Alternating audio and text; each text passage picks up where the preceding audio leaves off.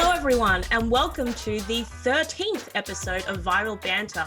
It's the 13th and we're shooting on a Friday. Ooh, but I'm sure there won't be any bad omens today because we have an amazing lineup as usual. So to start us off, let's start with a regular on the show. Welcome back, Anjali from Macquarie University. Hi Renee, good to be back on. Really good to see you again. How are you going in New South Wales? Doing well. Restrictions are sort of going in and out, so hopefully things will ease soon, but luckily not so bad as Victoria at the moment. So I do feel sympathy for you guys back down there. And thank you, Anjali. We are also joined by another now regular, our favourite medical student. Please welcome Peumike to the show. Glad to be back on, Renee. I'm touched with that title, favourite medical student, but it's kind of dampened by the fact that we're stuck in Victoria at the moment. We can both kind of feel that situation. Yeah, and I was just thinking, have you been announced as a campus coordinator since you've been on the show, or is that new? Did we mention I think that this is new. This is new for us. So yeah, I think it's the first time I'm on as a camp. Oh, aside from the Friedman conference, that was a live one, but yeah, it's the first time as a campus coordinator. So well, that's very exciting. So Peumike has joined our team as a campus coordinator at Monash University. So we're very glad to have him on as part of the team. And another new face to the team is a girl in New South Wales at UNSW. Her name is Emily Pope. Welcome to the show, Emily. Hello, thank you for the warm welcome. Lovely to see you all. And Emily, can you just tell us a little bit about yourself, what you're studying and why you're excited to be part of Generation Liberty? Yeah, of course. So I'm studying Bachelor of Commerce at UNSW, majoring in accounting and finance. I'm coming from like a kind of business background. I've always been like passionate about economic freedoms and free markets. But now I've also become more passionate about like social freedoms in like the more volatile society that's kind of grown over the past decade. So I thought joining Gen Liberty would be a great idea to kind of foster that worldview. That's awesome to hear, Emily. And another new face we have on the show today is Ryan Grice, who is a member of Generation Liberty up in Queensland. Welcome, Ryan. Thank you for having me. It's a pleasure to be here. And Ryan, can you tell us what you're studying and what got you interested in Generation Liberty as well? Yeah, I'm regrettably doing a Bachelor of Economics at UQ. I shouldn't say that. I think I was already disturbed by a few things that I'd learned in the degree, but then I read Nassim Taleb's Inserto collection, and yeah, it was very intense. Needless to say, I have qualms with my degree, but I've learned a lot, and it's been an excellent exercise in empirical skepticism. I'm really interested in Generation Liberty because I think it aligns with the beliefs that I've formed through the experiences in my life. But I think it's also really important to reach out to young people. We overhauled the national curriculum in 2015, and there's still very little practical education there about a lot of important things in day-to-day life in Australia, particularly politics. And so I think a lot of students are still leaving high school without ever having even seen a ballot paper in a country where voting is mandatory, and that's a little bit terrifying and irresponsible. Yeah, that's a really, really good point, and glad to see that your economics degree at least led you here in the end. Now, first of all, many regular listeners will know that last week we discussed the result from the Peter Ridd case. This was the judgment that was an overturned judgment that had already been reached in the circuit court, which held that Dr. Peter Ridd was unlawfully dismissed by JCU. The university came back and fought that, and in this next round, Peter Ridd did lose.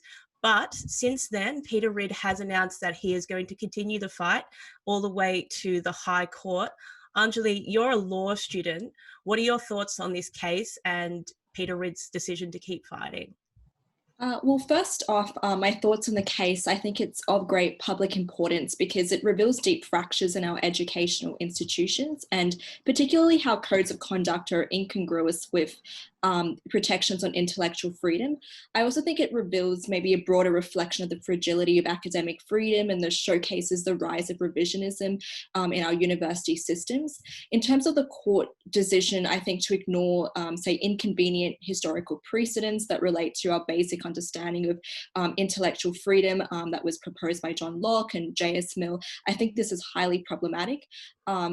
In relation to the fact that Peter Ridd is willing to continue to fight this case, I think he needs to be applauded by all Australians for fighting on the matter of principle for our intellectual freedom and free speech. As any law student will know, litigious matters are highly costly, they're very stressful, cases themselves are very unpredictable in their outcomes, and court judges are often erred by subconscious biases, and this can really cloud their objectivity. So the fact that Peter Ridd is risking his reputation, his life career, and essentially his livelihood, but this makes him a true freedom fighter. Yeah, I couldn't agree more, Anjali. But Ryan, you are a Queenslander. Is it good to see a fellow Queenslander continuing the fight? And what are your thoughts that this case could have on academic freedom in Australia? Absolutely. I'm really glad to see Peter continuing the fight and so many people supporting him in so many different ways. I think Theodora really nailed it last week when she said that it's literally part of his job description to evaluate and critique his colleagues' work. And not only that, it's an integral part of forming a consensus in the scientific method. So like the idea of firing him in the first place was kind of crazy. But I also hope that it really inspires other academics who find themselves in a similar situation now and in the future. I think it's one of the big messages that came out of a lot of people who lived through the horrors of the 20th century was that the reasons why so many of these things happen and continue to happen is because people don't speak up when they see things and hear things that are wrong. And I'm not saying that we're anywhere near on the cusp of the horrors of the 20th century or reliving those, but I don't think any of the people that did live through them believed they were on the cusp of it at the time either. Yeah, that is a really, really interesting point. Emily, Peter Ridd's GoFundMe to raise money for this High Court challenge, I think last time I looked, it was at $470-something thousand already in a few days, and maybe we'll put the correct number up here. But does that give you hope for this case? Yeah, definitely. I think it's really good to see that Australians are on the side of logic. So I know that some universities have kind of become like a bit of a left-wing bubble that, quite frankly, don't represent the majority. They don't really see it in an effort to like build appeal and be woke. And I know that this is prevalent in the US, but it's a shame to see things like this happening in Australia, right here in our home country. And so I'm really glad Aussies are fighting back. Yeah. Yeah, and Peumike, the overwhelming support from average Australians compared to some of the coverage we're seeing in left-wing media sources, or some of the statements we're seeing coming out of universities, or even just reading over that ruling. Do you think that highlights a disconnect in Australia between a certain elite class and average Australians? It does, Renee, and this painful disconnect has been there for some time now. It's not too dissimilar to what we see at the administrative level on campuses and with cancel culture in general, where the media class and the institutional elite push forward their potentially nefarious agenda and block off their ears to the rest of the public, silencing any kind of dissidence. No wonder we have terms like silent majority, because darn right they exist. And in my view, they're largely outspoken, not because they lack fortitude in their beliefs, but because of fear of being cancelled by the Twitter lynch mob and mainstream media. The coverage of the Ridd case was pathetic and laughable by some media outlets, you know who they are, who choose to take a stance based on their view on climate and not the actual legal proceeding and its implication for academic freedom. Nowadays, as an everyday Australian, you have to be bloody courageous to advocate any kind of opinion. And what Peter Ridd is showing, what Drew Pavlou is showing, is the shockwaves that courage can have on the status quo. And that, I think, around 500,000 in 2 days is evidence of it. The 60 Minutes with Drew on Chinese influence on our campus is evidence of it. and the disconnect has never been more disparate. But thank God we have people like Peter, people like Drew, and organisations like the IPA fighting back.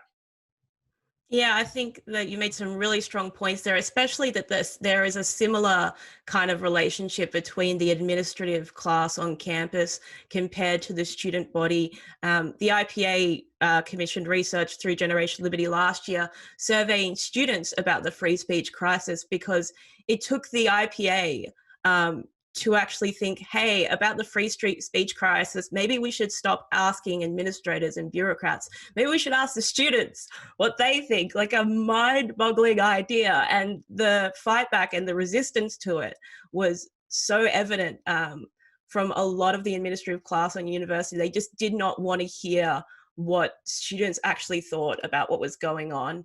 And it's really highlighting that problem there, and it is spreading across all of Australia. There is a real gap between the elites and the mainstream.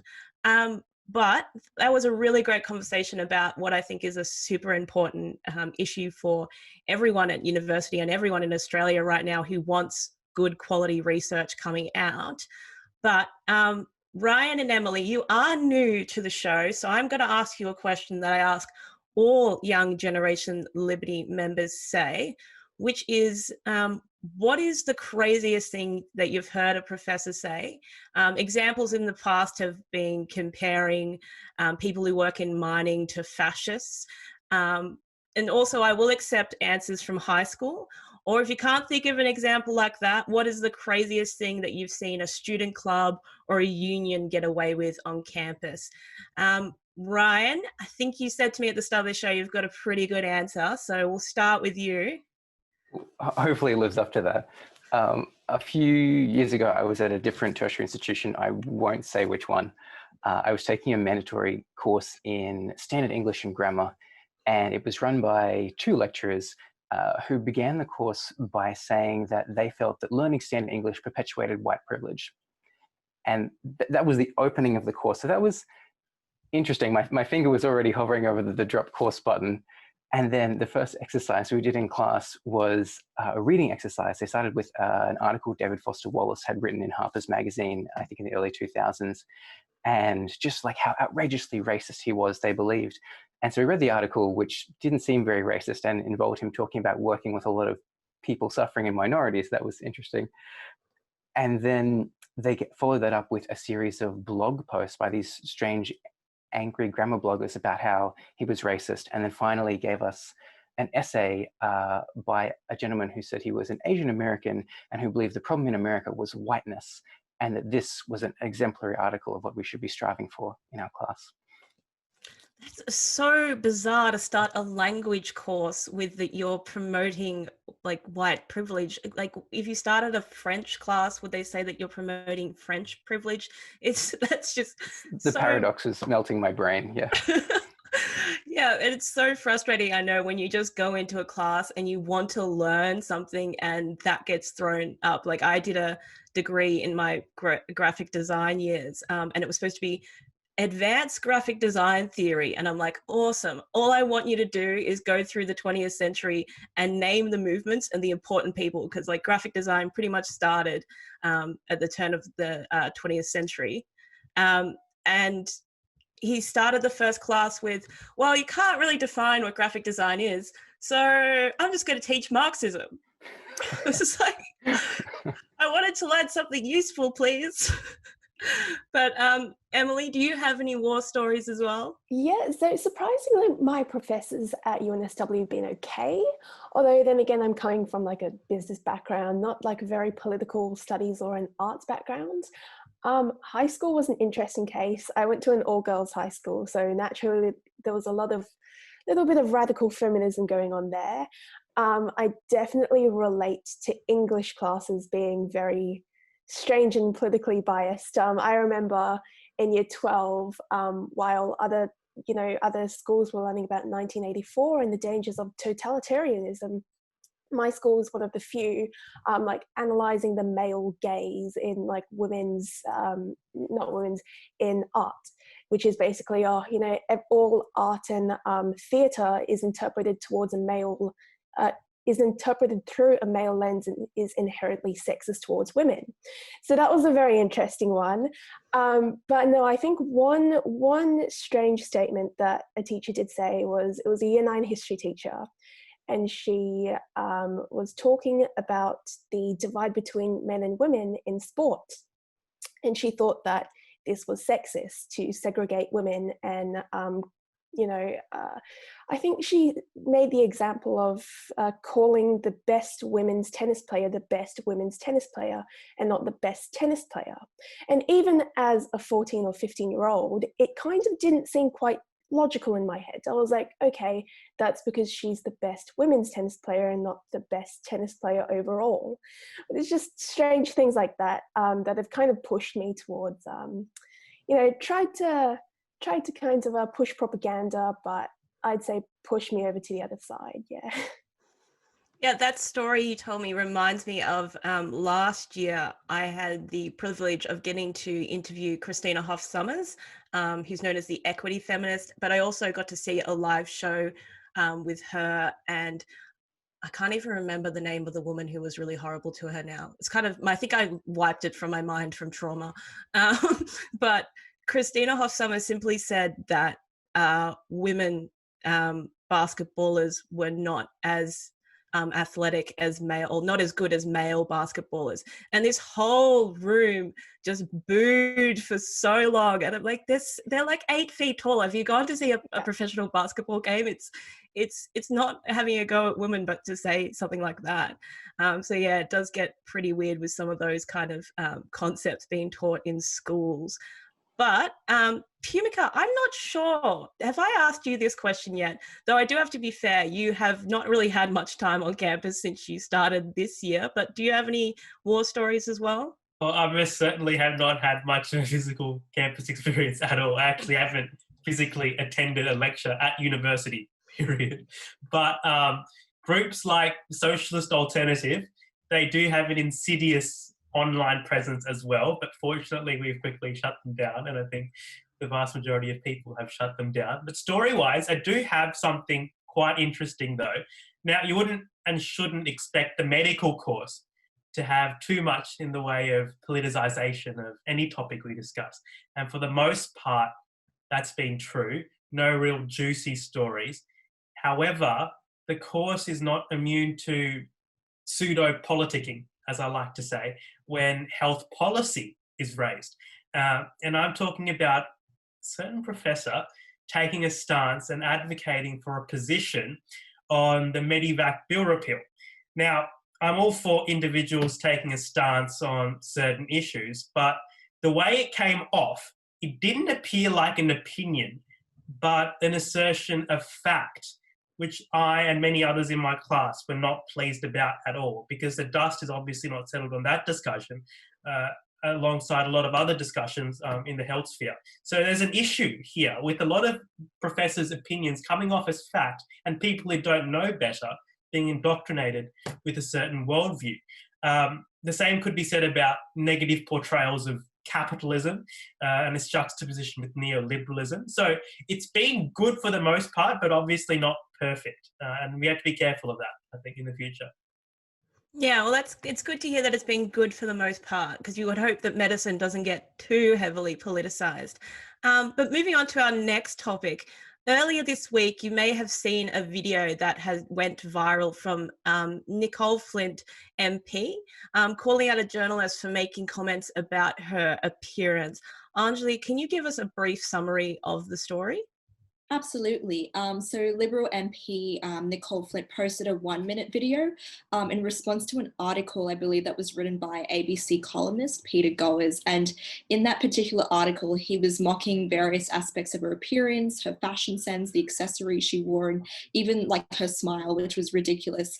And part of her protest involved wearing essentially a garbage bag to retaliate against what she deemed as, or what she described as, rubbish views from the media and from the journalist himself. And she basically was trying to give the message that it's time for women to be judged on what they stand for and not what they look like. And this was actually met with a lot of support from MPs across all MPs across Parliament, basically saying that this sort of rhetoric is quite common in public life. And Anjali, I think this was really, really great work from Nicolle Flint, but do you think it goes to highlight something of a double standard that has existed for a while? Do you think there is an issue where conservative and libertarian women are frequently targeted with personal attacks more than their left-wing counterparts? Absolutely. I think that it's to do with essentially how society and the media has constructed it. They've often been responsible for things like pushing identity politics and depicting women who don't conform to, say, a leftist agenda as deviant. I found that women with left-leaning agendas are often glamorized by the media, and they enjoy the benefit of the doubt when they say prejudiced or insensitive things, whereas a conservative woman would never be able to get away with the same remarks. And I can give the example of, say, Jacinta Price. For example, she was objecting the modern construct of Welcome to Country, and she was attacked by the ABC, which is our national broadcaster, which didn't even offer her an opportunity to even respond to their criticisms. So if she was on the left, she would have perhaps been deemed as some sort of hero by journalists, but because she had her own opinions and that differed from Indigenous people as well as the status quo, she was treated quite terribly by the media. So I think that's one good example of showing sort of this double standard that does exist in our society, unfortunately. Emily, what are your thoughts on this? Do you think that you kind of see this double standard yourself, and does it expand to campus life as well? Yeah, no, I definitely agree. I definitely think there's double standard there. It's quite interesting how the ABC will host journalists like the radical Clementine Ford, who, you know, posts tweets about killing all men, and then a slightly right-wing view just gets shut down in the case of that Jacinta Price. And, you know, I think this is absolutely abhorrent and just so hypocritical to comment on a conservative woman's appearance in order to shut her down or belittle her opinion. In terms of this translating to campus life, I definitely think it does relate to campus life. There's been kind of a pushback towards right-wing clubs and a kind of movement towards the left from university as a whole. I think it's really funny how the left, you know, the radical left, and I mean socialist alternative, can get away with so many things. For instance, at O Week, where we had a strict stall limit, Socialist Alternative had about 3 or 4 stalls set up, and yet the uni were too afraid of them to take any action. So I think it's a very, very interesting scenario that definitely translates over to our younger kind of environments. Yeah. Yeah, I think that's really interesting. I definitely did notice on my time at Sydney University that being an outspoken, you know, classical liberal or conservative woman did make me a target, and I was treated very differently to most women. I think they were kind of desperate to shut me down, but they didn't manage to do it, so it's all good. But we're winding up the show now, but a very exciting part of our show that we always enjoy is Viral Banter Battle.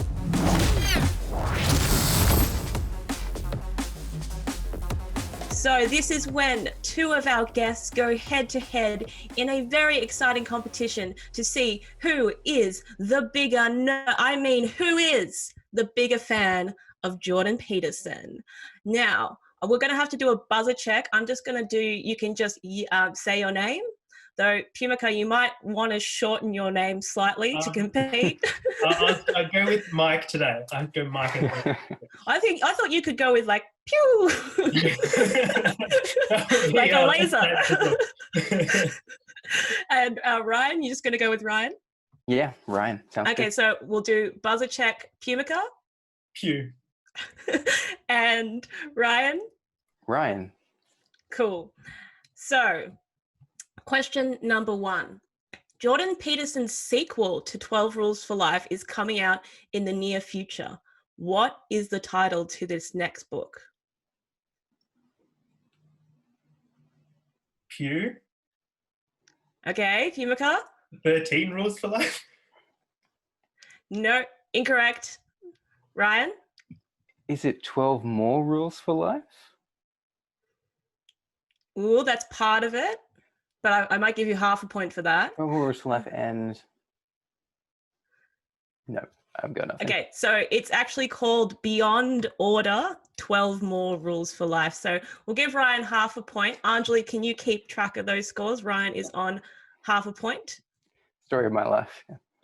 And a now viral interview with a British BBC journalist is now one of the most widely viewed Jordan Peterson media appearances.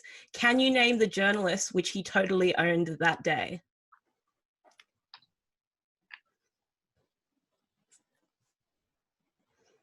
I'm feeling like Emily and Anjali want to jump in now.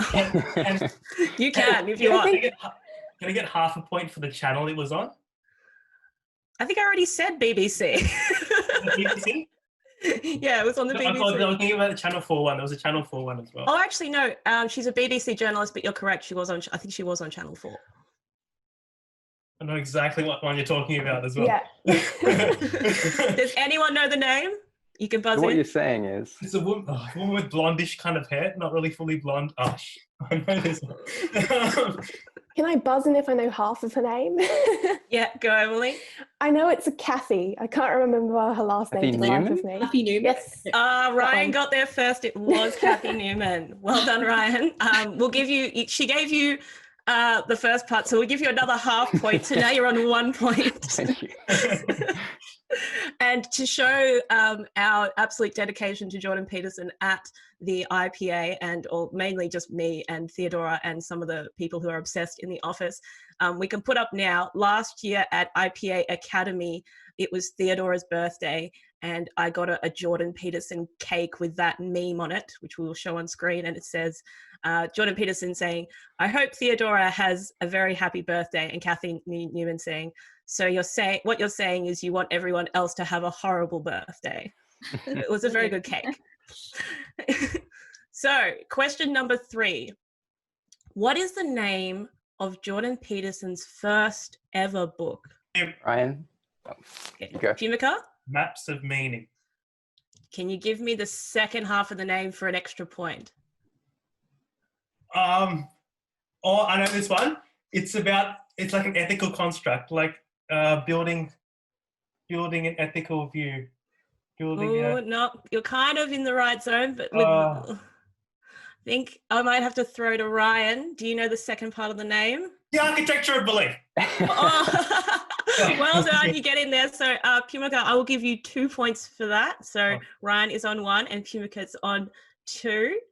So question number 4. Peterson rose to fame after criticisms of an act in Canada. What was the name of this bill? Ryan, what was it? Bill C-16. Correct. 1 more point to Ryan. Okay, and now this is a multi-point last question. So whoever buzzes in first can keep going and you'll get a point for each one. Can you name as many rules in 12 Rules for Life as possible? Point for each one. Pew. Yeah. There was one which was be precise in your speech, or be precise for your speech. I gotta check. I don't know if that's quite. I don't. Be precise in your speech is correct. Yep. There was a skateboarding one. That was one I remember most distinctly. There was like one which was stand up with your elbows, with your shoulders back, or something. Elbows back, shoulders. I think I'm gonna have to throw to Ryan. You're getting. Yeah, I think I was stand up with your shoulders back. It's not quite right. You've got 1 point so far for be precise in your Stand up speech. straight with your shoulders back. Correct. 2 points. And act like God is watching. No. Tell the truth was one. Yep. Tell the truth. I think I'm going to have to throw to Ryan. I think I'm giving you too much time. We've got 3. So Peumike's on 5. Ryan, can you name some more? pet a cat when you see one in the street, when you're walking in the street. Correct. That's one of my favorite rules. We said don't bother kids when they're skateboarding. Oh, that you said that actually correctly, so I'll give you that. You could just said skateboarding. Well, I think the other was also tell the truth, or at least don't lie. Was there a? Yeah, you did get the second part of that, so I'll give you 3. Ooh, and if you get one more, I think you will draw with Peumike. And if you get one, it's a tie at the moment. Oh, it's a tie at the moment. Oh no. No, I'm drawing a complete blank. Oh no. I can't believe the man who was king of clean your room that you didn't get set your house in order before you criticized the world. Look how clean our bedrooms are. Both of us have clean. You need to clean your rooms right now. Because we're living the rules instead of, consciously stating them by now. Exactly. That's why we can't rember them. I think that was Ryan. Yeah, you're living them too much. They just become second nature to you. Okay. I will give one last question then related to one of these rules to break the tie, because we're still in a tie right now. So finish this rule. Make friends with people who want the best for you. Correct. So Peumike is the winner of Viral Banter Battle today, but I'm sure that Ryan will come back to try and take that title again. And that was definitely a nail-biting finish. I would like to thank my guests for this amazing 13 episode of Viral Banter. Anjali, Emily, Ryan, and Peumike, thank you all for being on the show. Thanks, Renee. Thanks, Renee. Thanks very much.